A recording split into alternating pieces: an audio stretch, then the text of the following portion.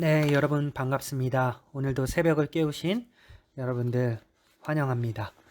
이 시간 오늘 말씀 본문이 마태복음 9장 27절부터 31절까지 말씀입니다. 마태복음 9장 27절부터 31절 제가 읽도록 하겠습니다. 예수께서 거기에서 떠나가실새 두 맹인이 따라오며 소리질러 이르되 다윗의 자손이여 우리를 불쌍히 여기소서 하더니 예수께서 집에 들어가심에 맹인들이 그들에게 나아오거늘 예수께서 이르시되 내가 능히 이 일을 할 줄 믿느냐 대답하되 주여 그러하오이다 하니 이에 예수께서 그들의 눈을 만지시며 이르시되 너희 믿음대로 되라 하시니 그 눈들이 밝아진지라.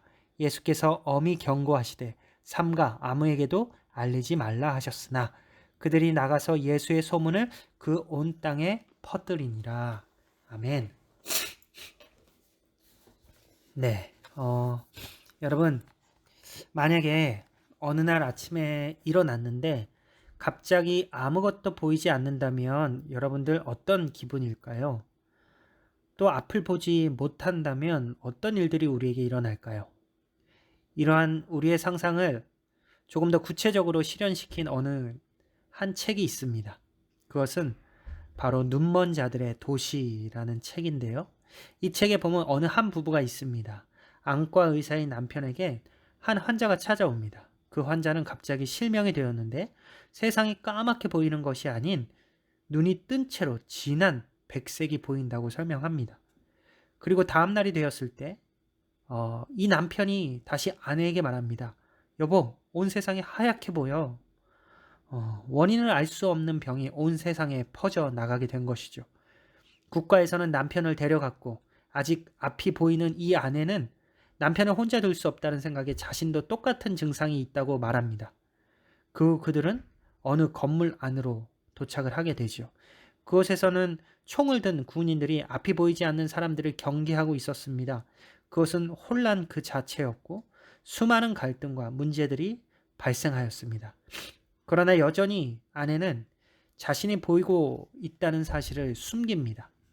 시간이 지날수록 차마 눈뜨고 볼 수 없는 온갖 범죄와 착취가 그 안에서 일어나게 되는 것이죠.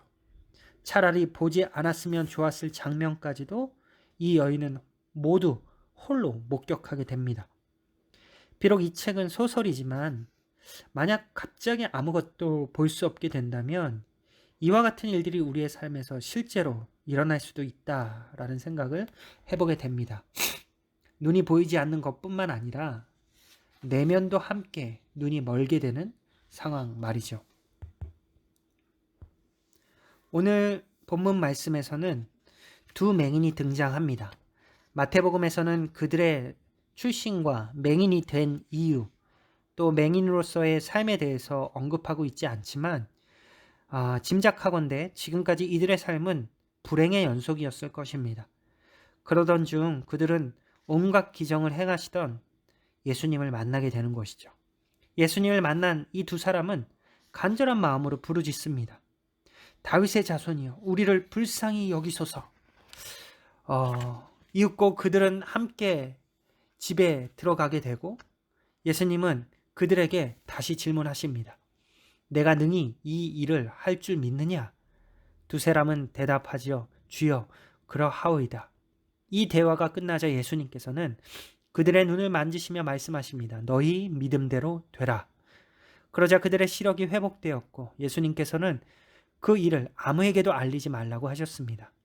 하지만 두 사람은 이를 참지 못하고 이 소문을 그 온 땅에 퍼뜨립니다. 맹인 두 사람은 오늘날로 말하자면 아웃사이더였습니다.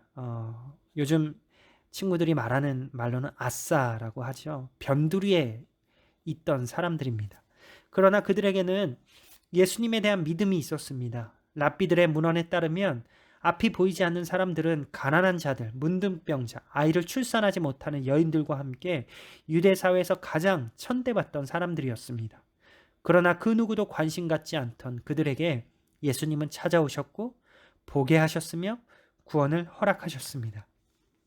그 어떤 죄인이나 심지어는 극심한 병자라 할지라도 예수님은 치유하시고 구원하십니다. 하지만 사실상 가장 큰 문제는 앞을 볼 수 있음에도 불구하고 내면의 눈이 멀어 있는 것이겠죠. 바리새인들과 서기관들은 메시아를 기다렸지만 그들이 기대한 메시아는 유대 민족주의적인 메시아에 국한된 분이었습니다. 그래서 그들은 그들 앞에 예수님이 계셨지만 그들은 그분을 구원자로 모시지 않고 오히려 거부하고 핍박하려 한 것입니다. 즉 이들은 영적으로 맹인이었습니다. 내면의 눈이 멀어 있는 것이 더 큰 문제입니다.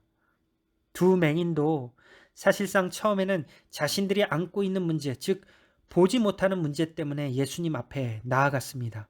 그러나 예수님을 만난 이 두 사람에게는 예수님께서 자신들을 보게 할 분이라는 그러한 믿음이 있었습니다. 예수님과의 만남을 통해서 그들은 육신의 문제뿐만이 아니라 구원의 문제까지 해결받게 된 것이죠. 눈먼 자들을 고치시고 그들에게 믿음의 눈으로 보여주신 그 예수님은 그들의 삶에 따뜻한 봄처럼 찾아오신 것입니다. 우리에게 어떤 것을 보는가 보다 더 중요한 것은 어떻게 보는가일 것입니다.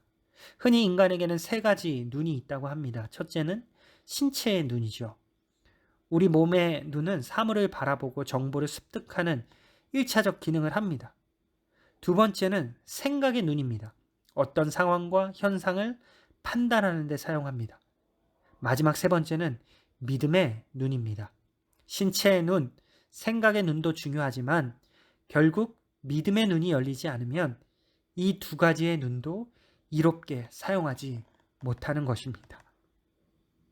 오늘 우리는 무엇을 바라보고 있습니까? 그리고 어떻게 바라보고 있습니까?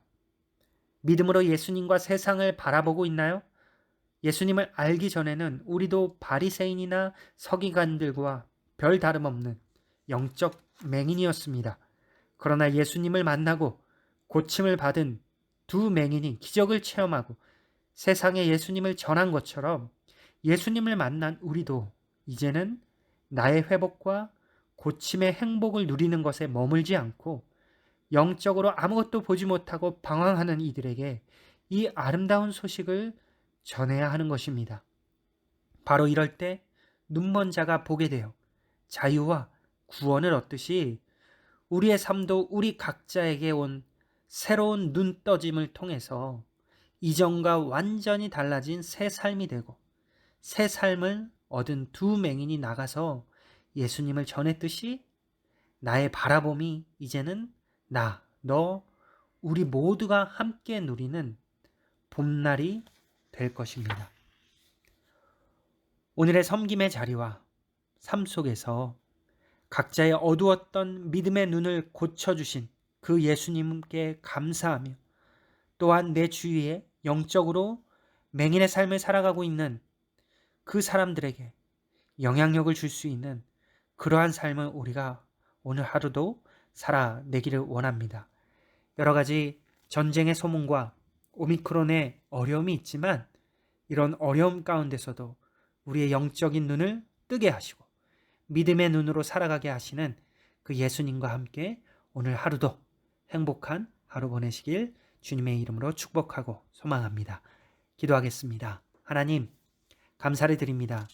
주님께서 허락하신 귀한 오늘 하루 두 맹인이 소외받고 어둠에 갇혀 있었지만 예수님을 만나서 믿음으로 고침받고 모든 것을 바로 보게 된 것처럼 우리도 예수님을 통해 믿음의 눈을 가지고 볼 수 있는 믿음의 사람이 되게 하시니 감사를 드립니다. 이제는 영적 맹인의 삶이 아니라 믿음의 눈으로 모든 것을 보게 하시고 우리를 구원하시는 그 예수 그리스도를 전하는 그러한 삶을 살기를 원합니다. 감사를 드리며 예수님의 이름으로 기도드립니다. 아멘. 여러분 오늘도 행복한 하루, 즐거운 하루, 건강한 하루 보내시길 소망합니다.